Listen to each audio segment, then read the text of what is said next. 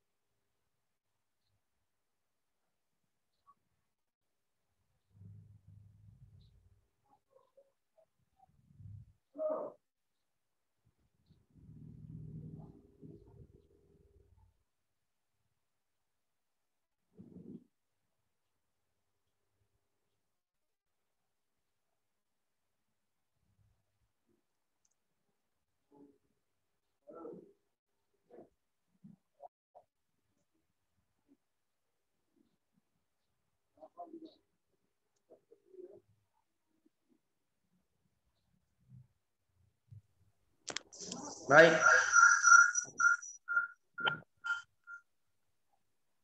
Selamat pagi.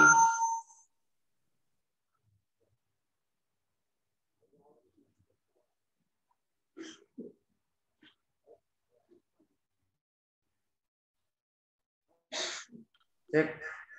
1. Sedikit agak storing dia ya.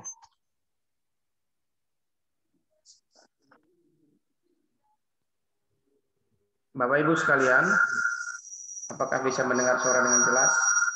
Ya, storingnya. Storing Pak. Bentar ya.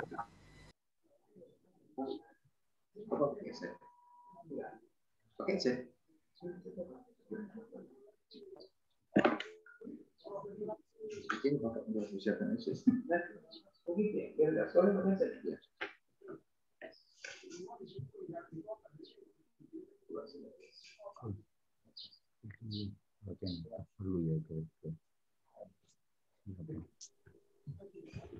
Cek. 1, 2. Iya. Baik, terima kasih. Masih ada kendala teknis sedikit. Bapak Ibu sekalian, ini adalah satu momen penting bagi kita bersama dalam rangka mendalami atau mengeksplor lebih jauh tentang kehidupan bergereja, khususnya kali ini kita akan membahas tentang gereja yang sehat. Nah, nanti kita akan bertemu banyak sekali mengelaborasi, berinteraksi dengan para narasumber yang sangat luar biasa, secara teoritis, secara praktis, pengalaman yang kemudian melebur dalam satu pemikiran nanti akan disampaikan dalam sesi-sesi ini. Nanti kita akan ada 4 narasumber dengan berbagai macam topik yang akan dibahas. Yang pertama kali kami akan memberikan waktu kepada Bapak Dr. Immanuel Munte, MSI MT. Beliau secara singkat kami perkenalkan adalah Ketua Sekolah Tinggi Teologi Sumatera Utara, dan saat ini beliau menjabat sebagai Ketua Sinode Gereja Jemaat Allah Indonesia. Untuk perkenalan lebih lanjut mungkin nanti dalam menyampaikan materi mungkin beliau nanti akan juga menyampaikannya. Dengan demikian kami akan memberikan waktu dan kesempatan kepada Bapak Dr. Immanuel Munte, MSc MT, untuk memberikan pemaparan materinya. Waktu dan tempat dipersilakan, Pak.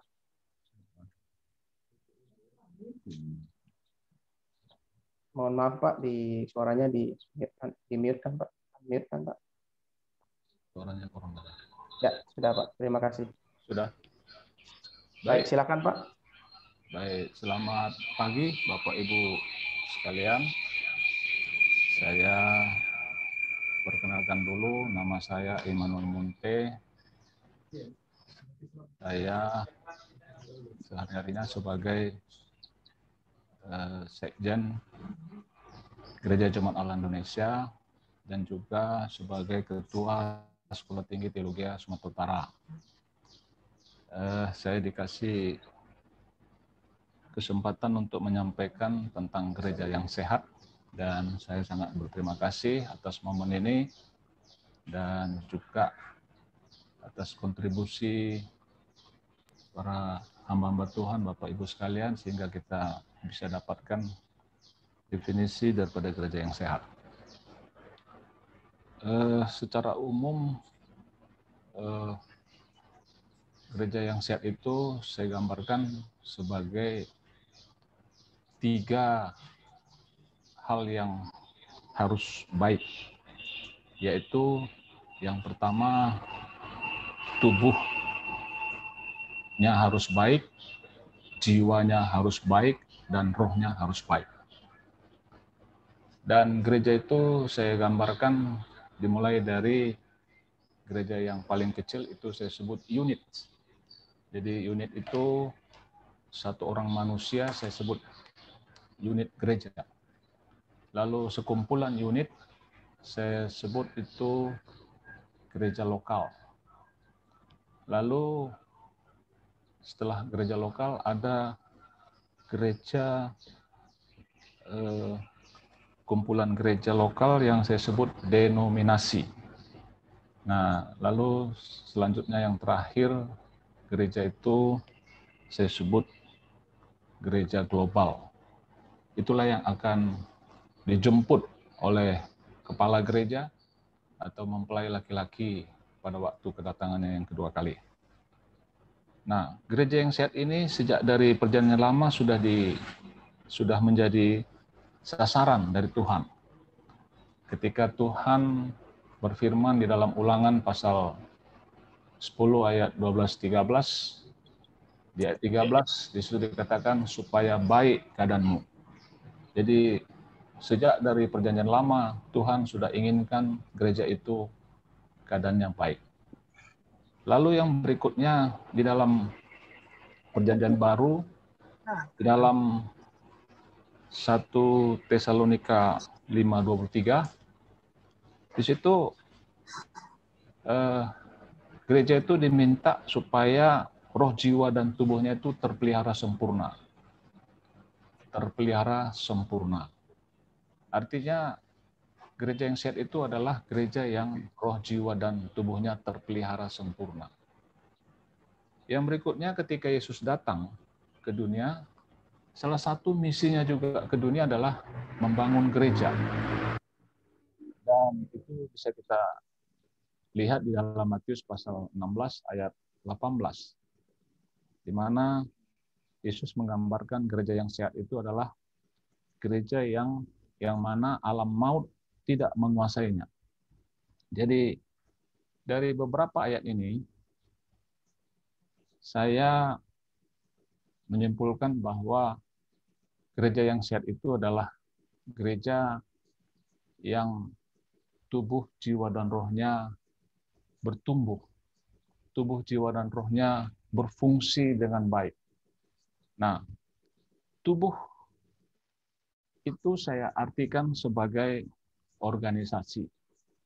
Jadi suatu gereja yang sehat, organisasinya itu harus baik. Macam mana mengorganisasi orang yang hadir, orang yang ada di gereja lokal itu harus baik, sehingga disebut tubuhnya baik. Lalu yang kedua, jiwa gereja itu saya artikan sebagai visi dan misi. Gereja yang sehat itu jiwanya harus sehat, di mana visi misinya harus sehat, harus baik. Jadi firman Tuhan katakan jika visi tidak ada, Amsal pasal 29 ayat 18, bila tidak ada visi atau wahyu, maka liarlah. Dikatakan liar, menjadi liar. Nah, jadi visi dan misi saya kategorikan sebagai jiwa. Lalu rohnya itu, roh itu saya gambarkan sebagai hubungan antara manusia itu dengan Tuhan. Jadi kalau hubungannya itu baik, maka rohnya itu baik. Hubungan itu dijelaskan dalam Yeskel sejauh mana kedalaman kita berhubungan dengan Tuhan. Ketika Yeskel disuruh memasuki satu sungai, 1000 hasta, lalu 1000 hasta lagi, sampai akhirnya Yeskel tidak bisa lagi berjalan dan hanya bisa berenang atau menyelami. Dan digambarkan juga di dalam Efesus pasal yang ketiga, bahwa Tuhan itu adalah sesuatu yang sangat dalam, sangat panjang lebar, sehingga itulah yang harus dimasuki oleh gereja unit maupun gereja lokal dan seterusnya sampai gereja global, sehingga hubungan kedalaman kita, hubungan itu menunjuk pada kedalaman kita terhadap pemahaman kita tentang Tuhan, pengenalan kita tentang Tuhan. Dan ketika hubungan kita itu semakin dalam, artinya tubuh dengan bertumbuh, saya kategorikan sehat itu, gereja itu sehat. Jadi gereja itu ada trikotomi, saya bagi tadi trikotomi, dan 3 itu adalah tubuh, jiwa, dan roh.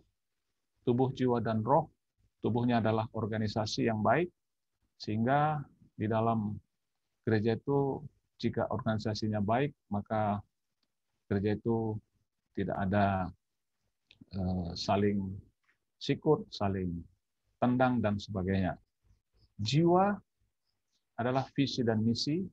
Jika jiwanya jelas, maka perjalanan gereja itu pun menjadi terarah. Karena kalau visi misinya tak jelas, maka sekumpulan manusia itu akan membuat perjalanannya menurut keinginan masing-masing, sehingga tidak terarah. Ini yang akhirnya juga akan membuat kekacauan. Lalu roh, ini yang paling penting, dan inilah kunci dari yang mengunci tubuh dan jiwa tadi, sehingga sebagus apapun organisasi yang kita buat dan visi misi yang kita buat, maka tanpa hubungan kita dengan Tuhan, gereja itu pun akan menjadi gereja yang lemah atau sakit, atau gereja yang dikuasai oleh alam maut. Jadi mulai dari perjanjian lama sampai perjanjian baru, sampai Yesus menjelaskan di dalam Matius pasal 16-18, gereja yang siap itu adalah gereja yang menang, gereja yang sudah mengalahkan iblis. Artinya kalau gereja tidak mengalahkan iblis, berarti iblis akan mengalahkan gereja itu. Jadi kesimpulan dari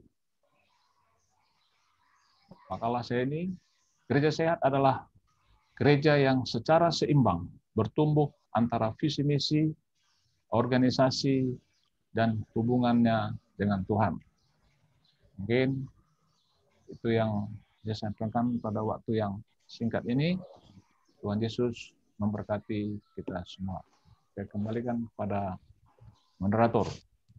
Baik, terima kasih Pak Dr. Imran Munte, pemaparan yang luar biasa mengawali kita semua dalam konteks gereja yang sehat. Barangkali ada Bapak Ibu yang akan memberikan pertanyaan, menyampaikan pertanyaan. Tadi kami sudah himbau juga di kolom chat. Barangkali kalau ada pertanyaan melalui kolom chat boleh dipertanyakan. Tapi tampaknya sampai saat ini belum ada yang bersiap-siap untuk menyampaikan pertanyaan di kolom chat. Seperti yang disampaikan Pak Dece tadi, bila mana tidak ada dalam kolom chat, barangkali ada 1 atau 2 orang yang ingin bertanya secara langsung kepada narasumber kita. Kali ini dipersilakan Bapak Ibu, mungkin langsung saja memberikan raise hand atau langsung saja ini menggunakan fasilitas raise hand.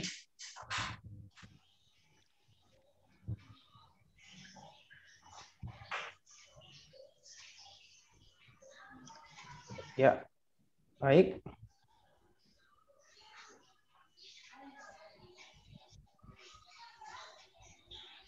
Iya, oke. Tampaknya beberapa orang masih mempersiapkan sarapan ini Pak Ketua. Jadi atau jangan-jangan materinya Pak Ketua ini menjadi sarapan rohani di pagi hari sehingga teman-teman sudah ini menikmatinya. Baik, adakah teman-teman yang mau ya, oke, maaf dengan nama ya. Alasan Sigalingging. Shalom Pak. Alasan, silakan Pak Alasan. Iya, kebetulan saya mengikuti ya mahasiswa S2 Pak di STTSU. Ya, terima kasih Pak. Dengan segala hormat saya mau menanya Pak, di mana tadi dikatakan Bapak kita bahwa gereja sehat itu adalah gereja yang menang atau mengalami, sangat tertarik saya rasa Pak. Dan ya saya pun ya melayani di satu gereja juga Pak. Jadi yang memang saya tanya Pak, mengalahkan iblis itu artinya secara luas bagaimana Pak? Sekian dan terima kasih Pak. Baik. Terima kasih.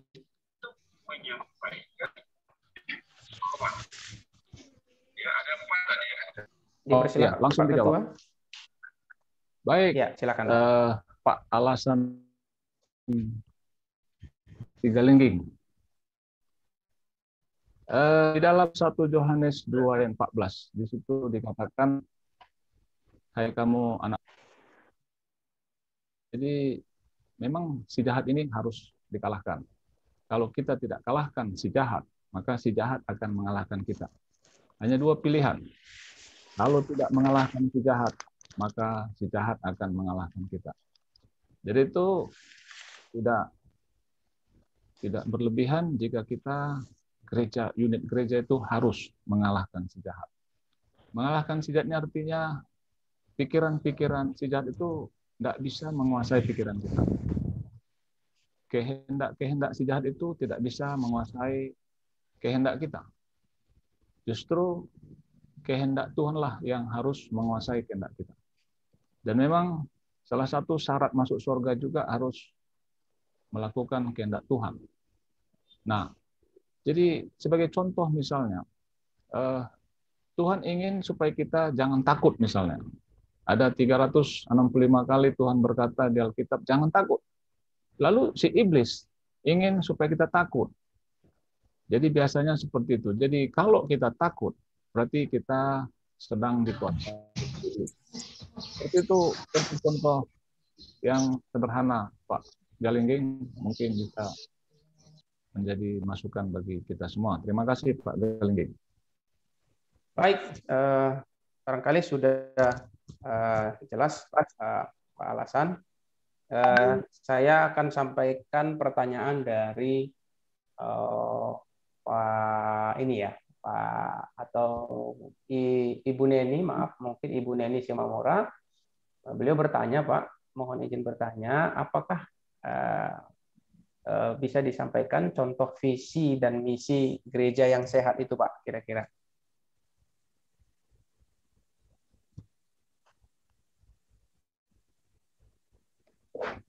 Baik, terima kasih. Ibu apa tadi, Pak?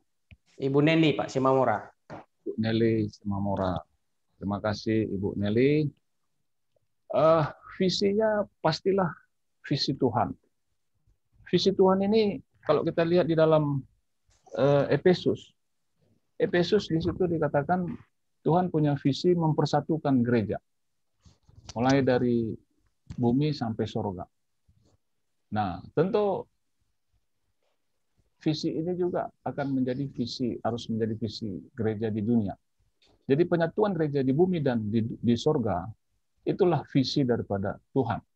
Kapan itu terjadi? Ketika kepala gereja datang menjemput tubuh gereja, sehingga terjadi penyatuan. Seperti itu. Jadi tubuh gereja yang mau dijemput itu pastilah yang saya sebutkan gereja global. Gereja global, itu visi. Nah, dalam misinya barulah kita bisa lihat ketika Yesus ada di dunia, sebelum dia naik ke surga, dia bilang, pergilah, jadikan semua bangsa muridku. Baptislah, lalu ajarlah. Ajar ngapain? Ajar melakukan segala perintah yang telah kuperintahkan kepadamu. Ini harus menjadi misi. Menjadikan semua bangsa murid. Hingga semua tubuh Kristus itu, semua mempelai wanita itu harus menjadi murid Yesus. Jadi ada 5 ciri-ciri murid Yesus, dan salah satunya ciri murid Yesus itu adalah taat dan setia kepada Tuhan. Dan murid Yesus itu adalah murid yang memiliki tenaga dan kuasa. Dalam Lukas 9 ayat 1, murid Yesus diberikan tenaga dan kuasa. Tenaga untuk menyembuhkan orang sakit, kuasa untuk menguasai setan-setan. Jadi Tuhan memberikan kepada murid Yesus kuasa untuk menguasai setan-setan. Jadi kalau kita bisa menggunakan kuasa itu untuk menguasai setan, berarti setan sudah kita kalahkan. Mungkin itu jawaban singkat dari saya untuk Ibu Nelly tadi. Terima kasih. Moderator. Baik, sebentar ada yang saya harus sebutkan. Oke, baik. Ada satu lagi yang menarik ini ya. Ada banyak pertanyaan yang baik pribadi maupun ini, tapi saya pikir ini saya harus pilih ini ya. Semakin waktu semakin menarik pertanyaannya. Tapi ini yang paling ini ya, untuk apalah ya, untuk permulaan. Oh, ini Pak selalu kontak ke beliau. Oke, semakin banyak berdatangan karena ini beliau sangat terbatas waktunya. Dari Pak Yusuf lah, ya Pak Yusuf Rogo Yuwono. Mohon bertanya Pak, apakah indikator sebuah gereja itu disebut sehat Pak? Dan apakah indikator sebuah gereja itu juga disebut sakit Pak? Jadi indikator-indikator gereja yang sehat itu yang bagaimana dan yang sakit itu bagaimana Pak kira-kira? Silakan Pak. Gereja tadi kan ada trikotomi gereja, dan trikotomi itu adalah tubuh. Jadi jiwanya itu adalah organisasi, tubuh itu adalah organisasi, jiwanya adalah visi misi, dan roh itu adalah hubungan antara gereja dengan Tuhan.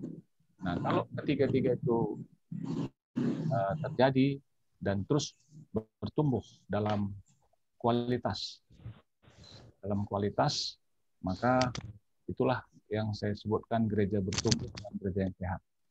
Karena kalau dia tidak bertumbuh, ketiga di trikotomi tadi tidak bertumbuh dengan normal, maka gereja itu bukanlah gereja yang sehat. Misalnya kalau dia hanya bertumbuh dalam organisasi dan jiwa, tapi rohnya tidak bertumbuh, maka dia termasuk gereja yang tidak sehat. Atau hanya roh saja yang bertumbuh, tetapi jiwa, visi misinya, dan organisasi tidak baik, maka itu juga bukan gereja yang sehat. Mungkin itu penjelasan dari saya. Kembalikan pada moderator. Terima kasih. Mungkin satu lagi lah ya, yang terakhir ini lumayan juga menarik. Ini sangat relevan dengan Pak Dr. Immanuel. Beliau pengalaman sekali di bidang gereja, bahkan dalam hal konflik nih nampaknya. Pak, diperhatikan saat ini dari Pak Feni Eli Harefa, beliau ini dari dosen SMT Hagiasmos Mission Jakarta. Bila diperhatikan saat ini ada begitu banyak denominasi gereja di Indonesia, Pak. Sebentar ada gangguan dari peserta ini, sebentar siapa. Oke. Ya, bila diperhatikan saat ini ada begitu banyak denominasi gereja di Indonesia. Ini menuju tidak ada kesatuan di gereja, Pak. Apakah ini bisa disebabkan oleh iblis yang dimaksud tadi? Dan bagaimana, Pak, kira-kira cara mencegah agar tidak ada lagi perpecahan di dalam gereja? Bentar, Eko. Ya. Bagaimana kira-kira cara mencegah bagaimana agar tidak ada lagi perpecahan di dalam gereja, Pak? Terima kasih, Pak. Terima kasih Pak Arefa dari Jakarta atas pertanyaannya. Trikotomi tadi salah satunya adalah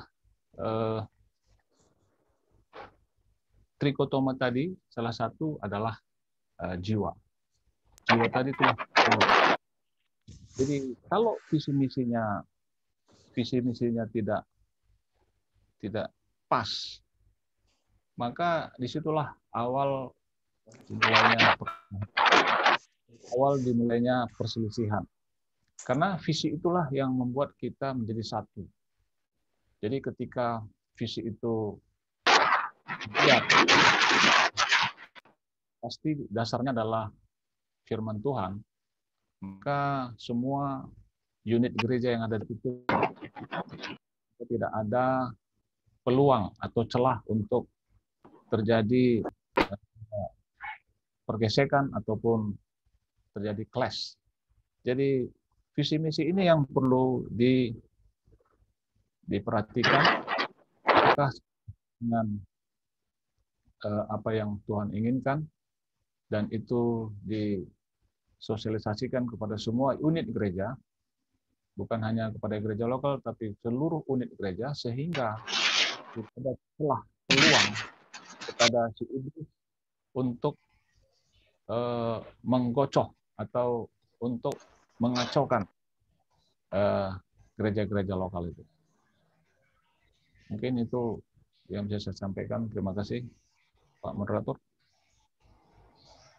Baik, saya pikir untuk kesempatan ini terima kasih kepada Pak Dr. Immanuel Munte, karena kita akan masih secara mendalam lagi mengeksplorasi dari narasumber yang lain. Terima kasih untuk Pak Dr. Immanuel Munte, MSc MT, segala pemaparannya dan berbagai tanggapan yang sudah diberikan. Baik, bolehlah kita berikan aplaus dulu untuk Pak Ketua STT Sumatera Utara. Terima kasih Pak untuk kesempatan dan waktu yang diberikan. Ya. Baik, yang tidak kalah menarik ini ada anak muda yang sudah melanglang buana, bukan melanglang buaya. Beliau ini luar biasa ya, pemikirannya, jaringannya itu tidak hanya di jaringan gereja Kristen, tetapi di luar itu.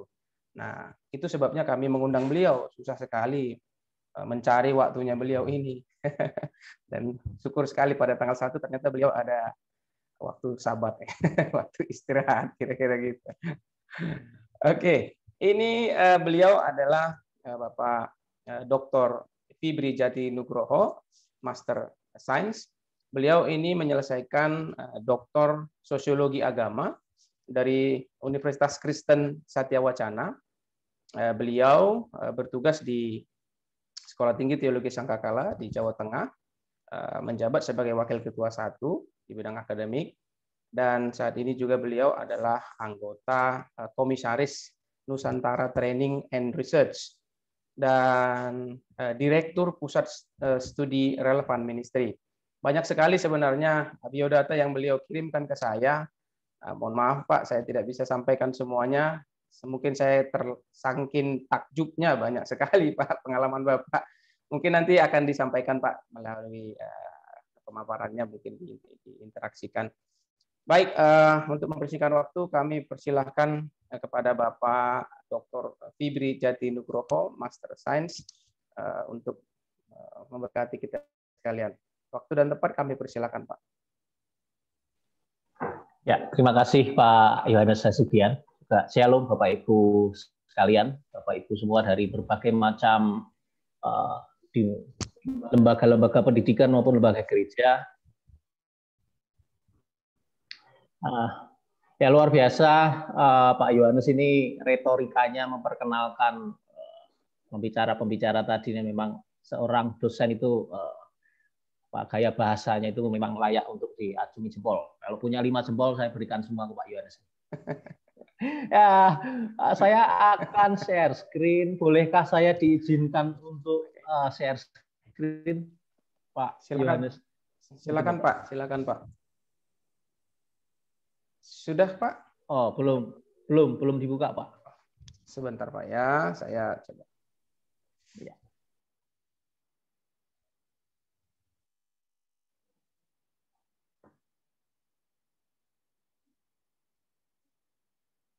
Oke ya, oke. Makasih Pak, sudah Pak.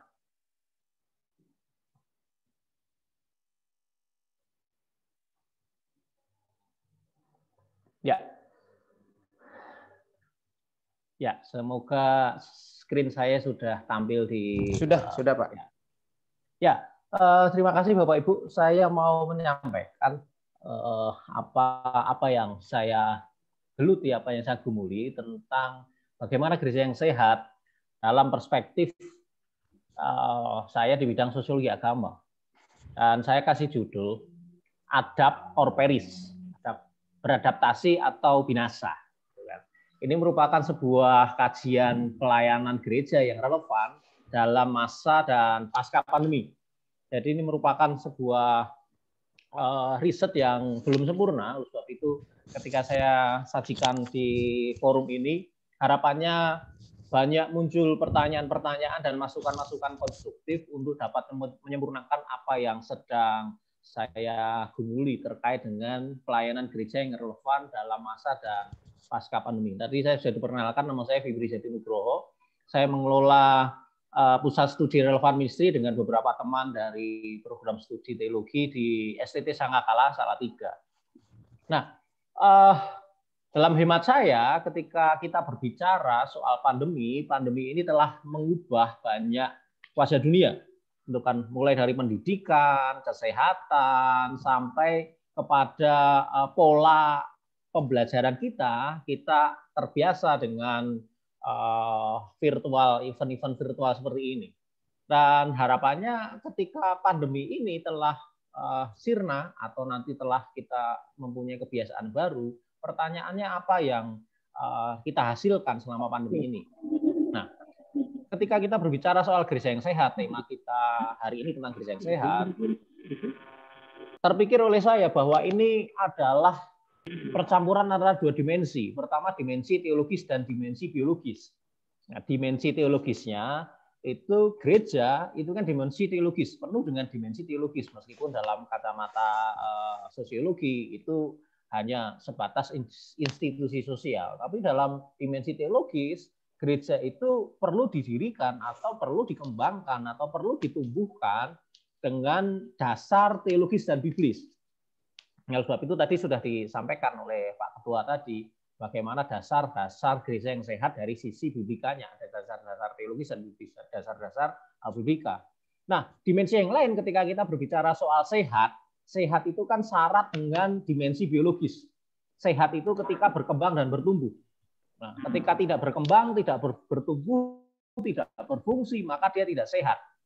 Itu kan sebab itu ketika kita punya anak kecil atau dalam dimensi kesehatan, pertumbuhan dan perkembangan seorang anak atau perkembangan kita sebagai manusia itu merupakan wujud daripada tubuh kita yang sehat. Demikian juga ketika kita menyandingkan antara gereja dan kesehatan gitu, gereja yang sehat itu ada dua dimensi, dimensi teologis dan biologis. Nah, terkait dengan hal itu, salah satu hal dalam pandangan saya ada salah satu indikator untuk pelayanan atau gereja yang sehat adalah pelayanan gereja itu relevan. Kalau pelayanan itu relevan, maka yang terjadi pelayanan itu akan menjawab kebutuhan dan akan memberi tumbuh kembang bagi jemaat yang kita layani. Di masa dan pasca pandemi ini menjadi sebuah konteks yang berdekatan dengan kita.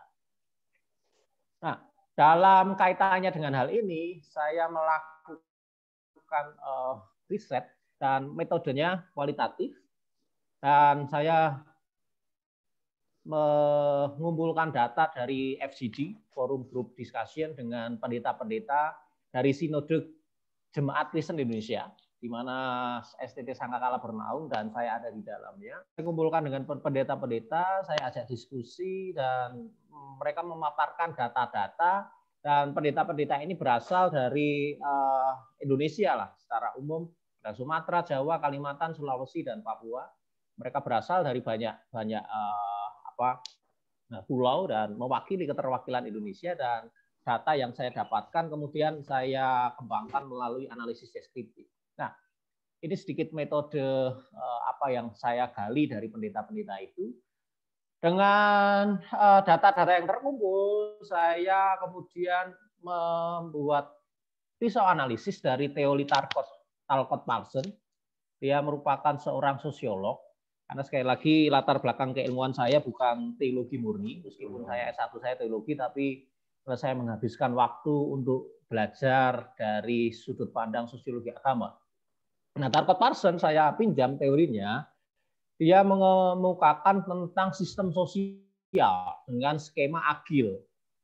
Sistem sosial dalam Talcott Parsons dengan dua bukunya itu Theory of Social Action dan buku yang lain berbicara soal social system.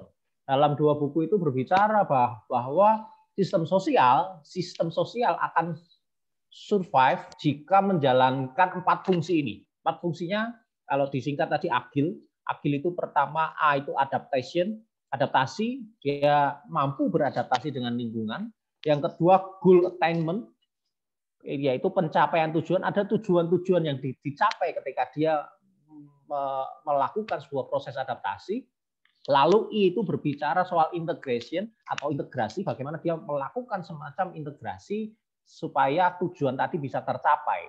Lalu L tadi berbicara soal latensi, bagaimana pola tadi terpelihara dan sehingga dia dapat mencapai tujuannya. Teori Talcott Parsons ini saya ambil sebagai alat analisis untuk melakukan kajian bagaimana mengembangkan pelayanan gereja yang relevan di masa dan pasca pandemi ini. Adaptasi. Bagaimana sih kita dituntut untuk beradaptasi dengan lingkungan? Dalam dimensi gereja, kita tidak boleh beribadah secara onsite. Kita boleh beribadah secara daring. Meskipun tempat itu tidak terkena dampak, contohnya di beberapa tempat di Papua, Kalimantan, ketika awal-awal mereka tidak terdampak, tapi mereka sudah mempersiapkan diri, bahkan ketika PSBB di Indonesia terjadi, mereka dilarang untuk beribadah secara onsite. Lalu terjadi ancaman kesehatan, Nah, kita tahu bahwa pandemi ini mengancam banyak kesehatan, berita-berita yang kita simak, kita konsumsi setiap hari, itu berbicara soal bagaimana ancaman kesehatan itu menjadi hal yang sangat mengkhawatirkan. Lalu muncul konflik dalam keluarga. Banyak berita-berita di televisi yang kita konsumsi, kita lihat bahwa banyak terjadi karena sekolah daring, handphonenya cuma satu, terjadi konflik dalam keluarga. Dan konflik-konflik itu muncul ketika ditambah dengan krisis ekonomi di dalam keluarga. Banyak terjadi kebangkrutan, ekonomi keluarga mengalami krisis, dan itu menambah konflik di dalam keluarga. Nah, yang terakhir, adaptasi yang terakhir, kita muncul saling mencurigai satu dengan yang lain. Gitu kan. Ketika kita bersin, batuk, pilek, panas, dan lain-lain, itu berbicara kenapa? Karena kita saling mencurigai satu dengan yang lain. Jangan-jangan dia bawa virus, jangan-jangan dia begini, dan lain sebagainya. Kita beradaptasi dengan dimensi-dimensi yang demikian. Lalu tujuannya apa ketika kita harus beradaptasi? Dalam dimensi gereja, kita beradaptasi dari sisi ritual atau ibadah kita seperti apa sih?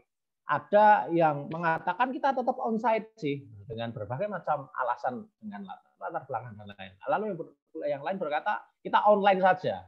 Lalu yang lain memilih hybrid, onsite dan online, gitu kan, hybrid dengan pembatasan dan lain sebagainya. Ya, tujuannya apa? Ibadah tetap jalan. Lalu yang kedua, dimensi pastoral. Dimensi pastoral berbicara bagaimana bisa mengembangkan dimensi pastoral holistik yang selama ini hanya sebatas partikulasistik atau segmentasi gereja yang memperhatikan dari sisi konselingnya, dari sisi spiritualnya dan lain sebagainya. Tapi dalam dimensi pandemi ini, gereja dituntut menjadi jawaban yang holistik.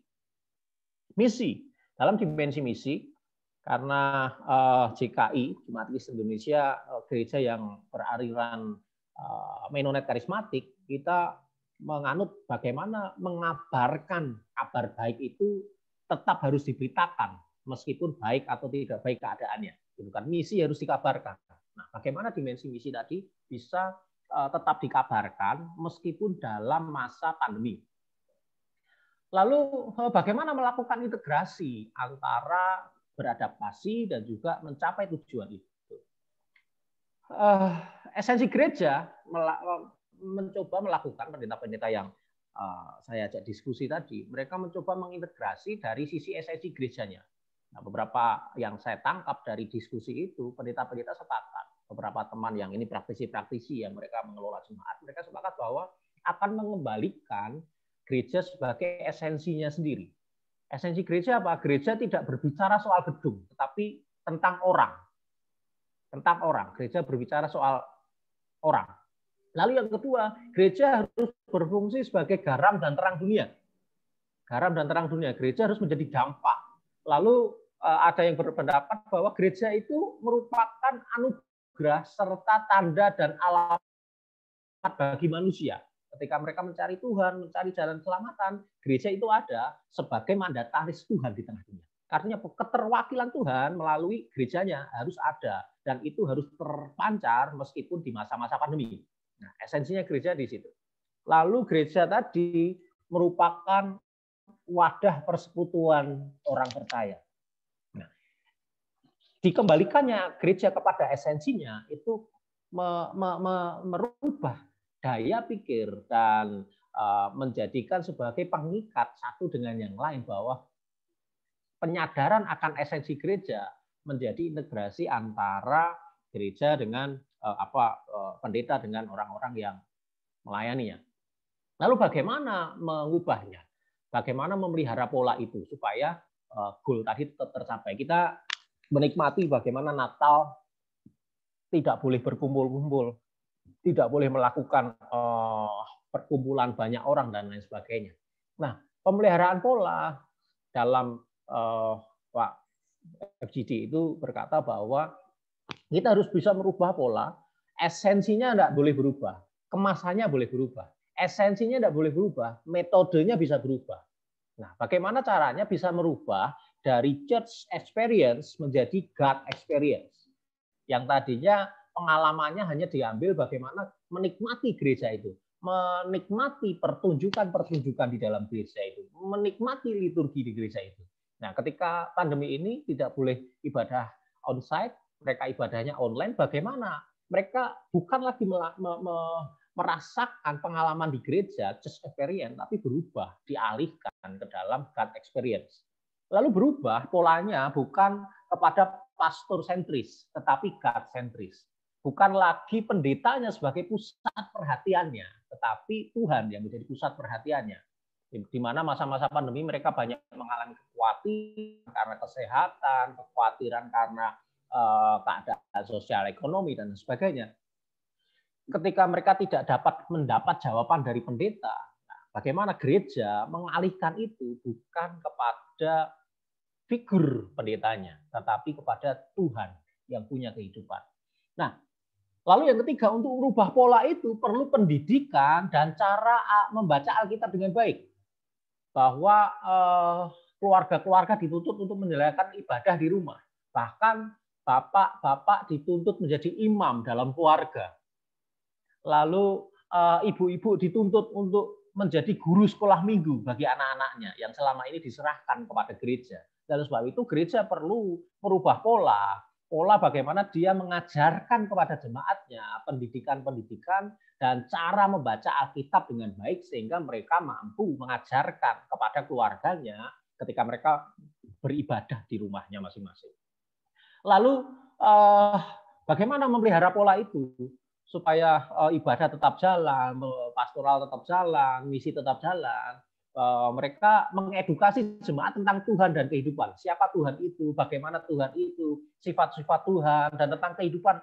Apa sih kehidupan ini? Saya teringat dengan satu film PK namanya, PK. Film itu mengajarkan bagaimana Tuhan. Ada quote yang bagus dari PK itu.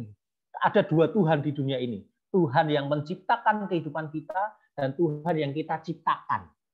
Nah, percayalah kepada Tuhan yang menciptakan hidup kita. Jangan percaya kepada Tuhan yang kita ciptakan. Gitu kan. Nah, oleh sebab itu jemaat perlu diedukasi supaya mereka sadar tentang Tuhan dan tentang kehidupan ini. Nah, yang terakhir, bagaimana pemeliharaan pola itu? Pemeliharaan pola tadi bisa dibangun melalui ketangguhan mental dan skill.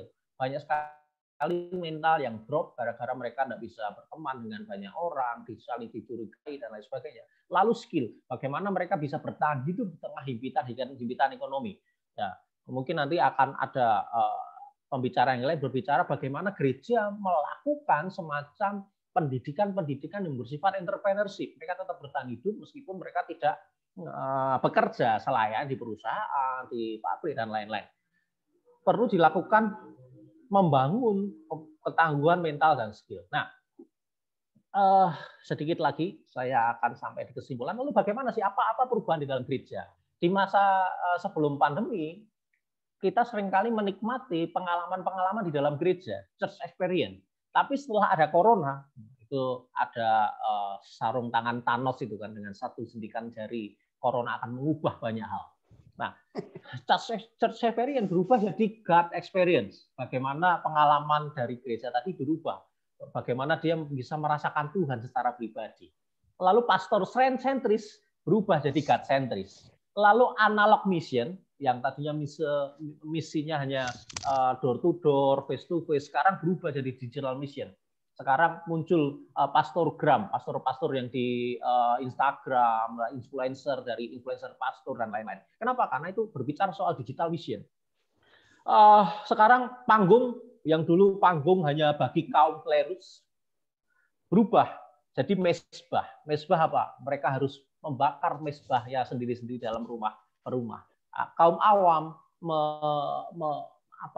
berubah menjadi imam di dalam rumah tangganya, menjadi guru di dalam rumah tangganya, menjadi pendidik teologi di dalam rumahnya, pendidik spiritual di dalam rumahnya. Sebab itu panggung yang tadinya jadi dari church experience jadi God experience, dari panggung kepada mezbah. Lalu gereja yang tadinya hanya sebatas tempat persekutuan, sekarang gereja berubah menjadi tempat pelatihan. Bagaimana melatih kehidupan, melatih mental, melatih entrepreneurship, melatih banyak hal di situ. Dan banyak gereja-gereja yang beralih fungsi, Pak. Jadi tempat vaksin sekarang, dulu tempat tes rapid dan lain sebagainya. Itu membuktikan bahwa gereja bukan lagi partikularistik, tapi berubah jadi holistik. Bagaimana gereja tadi bisa memperhatikan kehidupan jemaatnya secara penuh dan secara utuh, sehingga mereka bisa berjalan bersama dengan Tuhan dan mereka bisa menikmati pengalaman-pengalaman dengan Tuhan secara keseluruhan. Itu semua perubahan karena pandemi virus corona. Konklusinya apa? Kalau boleh saya ambil konklusinya, bahwa konklusinya gereja yang sehat adalah gereja yang mampu beradaptasi dengan perubahan dan perkembangan zaman. Artinya apa? Gereja tetap dapat beradaptasi, entah itu baik atau tidak baik waktunya, dengan berbagai macam cara. Gereja perlu beradaptasi dengan berbagai macam perubahan dan perkembangan. Yang kedua, gereja yang sehat adalah gereja yang menjawab kebutuhan dan tantangan zaman. Artinya, gereja yang sehat adalah gereja yang relevan dan menjawab kebutuhan dan tantangan zaman yang ada di sekitarnya, sekelilingnya. Lalu, gereja yang sehat adalah gereja yang menawarkan pengalaman iman, bukan hanya wacana tentang iman. Jadi menawarkan bagaimana mereka mengalami pengalaman-pengalaman iman, pengalaman-pengalaman dengan Tuhan, dan bukan hanya wacana-wacana tentang iman dan retorika tentang Tuhan. Yang terakhir, kesimpulan saya, hati-hati kalau tidak berfungsi akan berfungsi. Artinya ketika kita tidak akan berfungsi, maka akan muncul fungi-fungi dalam kehidupan kita. Terima kasih, matur nuwun, Rangge Maluyate. Saya silakan pada moderator. Terima kasih. Wah, luar biasa ini. Memang beliau ini sangat bernas sekali ya. Saya merinding-merinding dari tadi mendengar beliau ini. Luar biasa, mencerahkan sekali ya. Senang sekali kami, Pak Dr. Febri. Beliau masih muda tapi pemikirannya sudah luar biasa, luas sekali. Oke, terima kasih Pak Dr. Febri. Kami persilahkan secara langsung kepada teman-teman, barangkali ada yang mau memberikan pertanyaan. Mungkin secara langsung boleh video. Atau kalau belum ada, biar saya bacakan saja di sini. Oke. Di sini ada Pak Bram. Barangkali lengkapnya beliau Yohanes Bram, seingat saya. Kalau tidak salah beliau dari STT Iman Jakarta barangkali. Oke, Pak, Shalom Pak Dr. Febri, mohon bertanya. Ini berkenaan dengan kesimpulan Pak Dr. Febri yang terakhir ini. Mohon izin bertanya, bila mana gereja dikatakan bertumbuh, jika dari kualitas iman, apakah itu dapat dikatakan gereja sehat? Silakan Pak. Ya. Kualitas iman, maksudnya bisa diperjelas kualitas imannya bagaimana? Iya, barangkali ini bisa mungkin antara kuantitas atau kualitas barangkali ya, mungkin ke arah sana. Ya, oke ya, makasih Pak Yohanes, Pak, buat pertanyaannya dari teman tadi. Bagaimana dengan kualitas iman? Ya, karena kita kan hidup dari iman, gitu kan. Tanpa iman kita tidak bisa percaya tentang adanya Tuhan dan adanya Yesus yang juru selamat. Karena kita tidak pernah bisa lihat tentang Yesus dan sosoknya seperti apa. Dan itu adalah dimensi iman. Dan menurut saya yang paling perlu kita jaga adalah dimensi dan kualitas iman tadi, supaya kita tetap mempercayai Yesus sebagai juru selamat, bahwa ada Yesus-Yesus yang lain yang ditawarkan, ada Tuhan-Tuhan yang lain yang ditawarkan. Tapi bagaimana dimensi iman, apalagi di tengah pandemi ini, kita perlu melakukan sebatas sebuah pemeliharaan iman, dan itu fungsi daripada gereja, bagaimana dia tetap memelihara imannya. Dan hemat saya, tantangan iman itu bukan kekhawatiran sebenarnya, tapi kepastian. Kenapa kepastian? Karena ketika kita sudah pasti, ngapain harus beriman? Jadi tantangan iman yang sesungguhnya ketika kita sudah pasti, maka yang terjadi iman kita bisa surut karena sudah muncul di depan kita kepastian demi kepastian. Karena kekhawatiran, ketidakpastian itu yang bisa menumbuhkan iman kita semakin kuat di dalam Tuhan. Itu mungkin yang bisa saya jawab, Pak. Baik, terima kasih Pak. Satu lagi nih Pak, lumayan panjang tapi ini tampaknya sangat relevan dengan apa yang Pak Dr. Fibri sampaikan.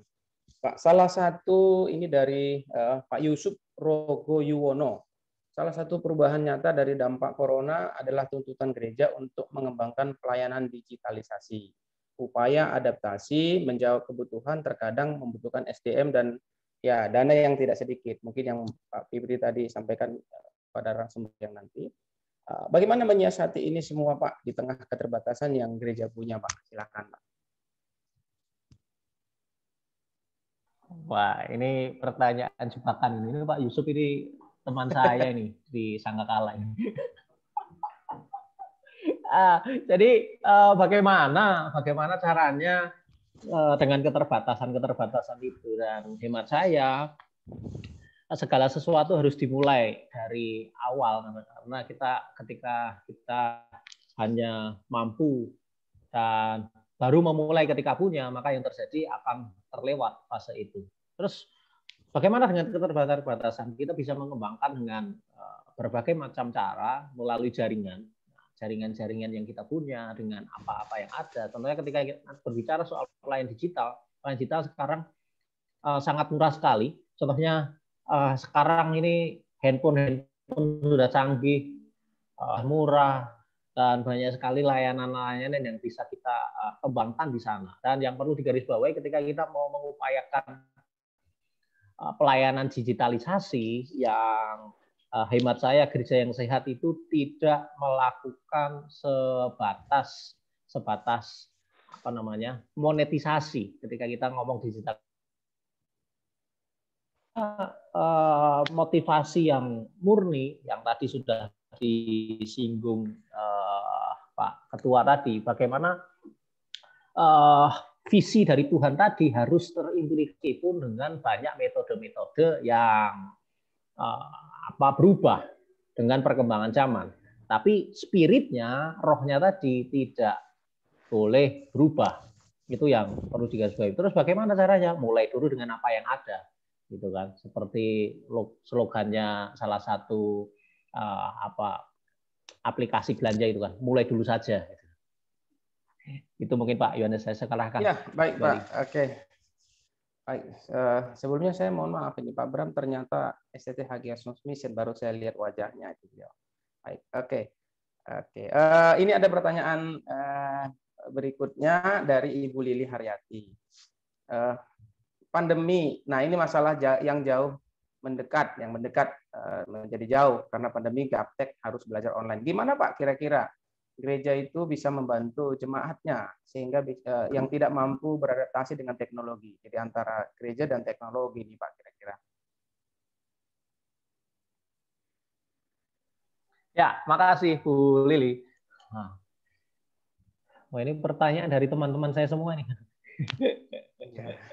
Ya, jadi begini, ketika kita berbicara soal dengan teknologi, kembali lagi bahwa simpulan saya, gereja harus relevan menjawab tantangan dan kebutuhan. Bagaimana tantangan dan kebutuhan tadi, termasuk salah satunya tantangan teknologi. Tantangan teknologi itu berbicara soal bagaimana dengan gereja-gereja atau yang mereka tidak punya teknologi. Contohnya dari hasil FCD itu ada teman-teman pendeta-pendeta dari Kalimantan, Papua, lalu ada di sebagian Sumatera itu mereka bilang jemaatku gaptek, jemaatku tidak bisa akses ke teknologi, kuota mahal dan lain sebagainya. Nah, yang biasa dilakukan oleh teman-teman dari hasil FCD itu pertama mereka memanfaatkan apa yang ada. Contohnya ada salah satu desa di Jawa, ini dari satu pendeta, dia bilang gini, kita tidak ada ibadah streaming, tidak ada ibadah online dan lain, tapi dia pakai ibadah cara masjid dalam tanda. Cara masjid seperti apa? Dia pasang toa di gereja karena satu desa itu desa Kristen. Jadi pendeta dan pelayan-pelayan mimbarnya atau pelayan-pelayannya mereka tetap ibadah di gereja. Orang-orang tua mereka ibadah di depan rumahnya dan mereka bisa mendengar apa yang terjadi di situ. Nah, itu salah satu adaptasi yang dilakukan oleh gereja. Lalu ada yang mereka lewat radio. mereka kirim radio kepada gereja, orang-orang yang sudah sepuh-sepuh, sudah tua-tua di gereja itu, mereka kirim radio dan mereka ibadah lewat radio. Lalu mereka kirim MP3 player, ada yang kirim MP3 player. MP3 player kalau itu kan harganya lebih murah gitu. MP3 player, radio, mereka kirim itu direkam lalu diadakan ibadah di situ.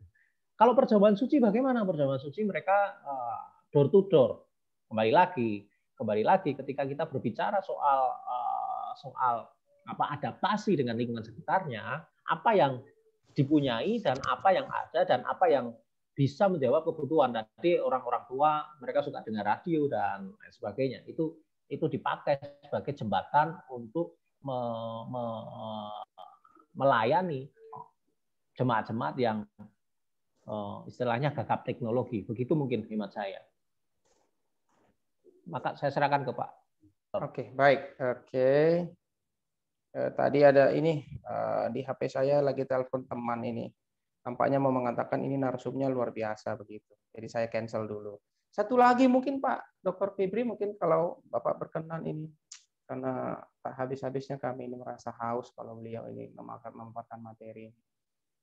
Iya, mengenai ini saja sih, church center tadi, ini dari Pak mana nih? Dari mahasiswa STSU ini Pak. Dari Okuli Nainggolan. Tadi berkenan dengan church center menjadi God center atau pastor center menjadi God center. Apakah pandemi ini boleh dikatakan mengembalikan pelayanan menjadi God center? Terima kasih. Ini yang terakhir Pak. Terima kasih, kami betul berjanji yang terakhir Pak. Wah, luar biasa memang ini retorika dari moderator kita. Terima kasih. Ini pertanyaan yang tajam dari mahasiswa. Ini dosanya aja hebat, apalagi mahasiswa ya kan. Luar biasa. Nah, bagaimana apakah pandemi ini mengubah pola pelayanan? Ya, sependek yang saya tahu ya, bagaimana sekarang gereja-gereja yang tadinya berlomba-lomba menjadi gereja-gereja besar dengan fasilitas megah dan lain-lain. Lalu pelayanan dengan kalau dalam bahasa sosiologi agama itu atraksi-atraksi ritual. Dengan berbagai macam atraksi ritual di dalam pelayanan itu sekarang dibongkar, dijungkir balikan supaya pelayanan tadi bukan hanya sebatas dramaturgi di dalam gereja, tetapi dirubah bukan lagi ke pastor center, bukan lagi ke church center, tapi dirubah kepada God center. Bagaimana ritual tadi merupakan ritual individu, bagaimana dia berjalan bersama Tuhannya, dia beribadah dengan Tuhannya tanpa bantuan apa-apa yang tadinya dengan berbagai macam atraksi-atraksi ritual di dalam gereja, berbagai macam fasilitas gereja tadi dibongkar sebenarnya rupa, sehingga itu semua pandemi ini merubah kepada pola pelayanan yang asli, bagaimana pribadi-pribadi bertemu dengan Tuhan. Itu mungkin yang sependek yang saya tahu begitu Pak Yohanes. Baik, terima kasih. Terima kasih Pak Dr. Febri. Kami sangat mengapresiasi pemikiran Bapak yang sudah memberkati kami hari ini. Kita berikan aplaus kepada Bapak Dr. Febri Jatinugroho. Terima kasih Pak untuk presentasinya. Sudah sangat menginspirasi kami hari ini. Terima kasih Pak. Baik, untuk selanjutnya kami perkenalkan narasumber yang ketiga, Bapak Dr. Alex Stefanus Ginting, Magister Teologi. Beliau ini seorang praktisi juga akademisi. Beliau sebagai Gembala Sidang di Gereja Baptis Indonesia di Medan dan menjabat sebagai Ketua Badan Kerjasama Antar Gereja Kecamatan Sunggal. Oke, tampaknya ada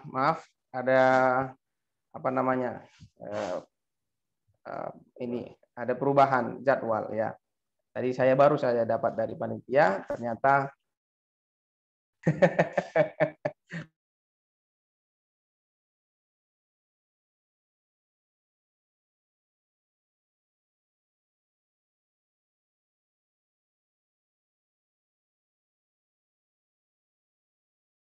Baik.